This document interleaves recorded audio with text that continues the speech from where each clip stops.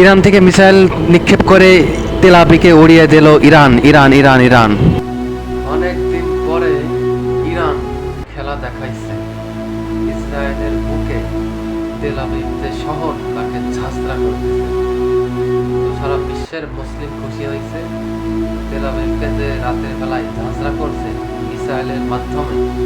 আসলে বিশ্বের যত মুসলিম নেতা আছে, আমরা এই যে তুর্কির প্রেসিডেন্ট এরদোয়ান, উনি কিন্তু প্রত্যেকটা বক্তব্যে যে জাতিসংঘে অধিবেশনে কিংবা যে কোনো জায়গায় উনি শুধু হুঙ্কারি দিয়ে গেল, কিন্তু কোনো সময় দেখলাম না ফিলিস্তিনিদের পাশে তিনি কোনো বিষয় নিয়ে দাঁড়াইল, শুধু কথা দিয়েই হুঙ্কার দিয়ে গেল, বাস্তবে কোনো ধরনের তার কোনো ভূমিকা দেখলাম না, শুধু হুঙ্কারি দিয়ে গেল। একমাত্র ইরানি আপনার ফিলিস্তিনিদের পাশে আছে এবং পাশে ছিল, পাশে থাকবে, এবং তারাই সবসময়ের জন্য প্রতিশোধ নিচ্ছে এই ইসরায়েলের বিরুদ্ধে।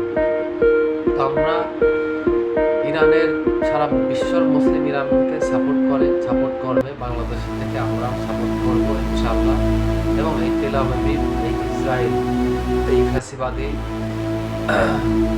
ফ্যাসিবাদীদের পৃথিবীর থেকে ধ্বংস করে দেশ থেকে বিতাড়িত করতে হবে পৃথিবীর থেকে।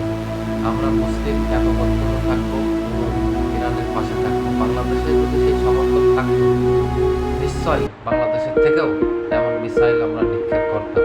কিন্তু আসলে আমাদের দেশে সেই ধরনের তো আমাদের সেই সক্ষম নাই বাংলাদেশে। কিন্তু বাংলাদেশ যে সরকারি ছিল, ফিলিস্তিনিদের পাশে ছিল, ফিলিস্তিনিদের পাশে থাকবে ইনশাআল্লাহ। তো আমরা ইরানকে মানে শক্তিশালী মুসলিম বিশ্বের কাছে একটা শক্তিশালী দেশ হিসাবে আমরা করতে পারি এবং বলতে পারি গর্বের সাথে যে না, মুসলিম বিশ্ব একতা আছে, এবং একতা না থাকলেও ইরান কাউকে ছাড় দেবে না।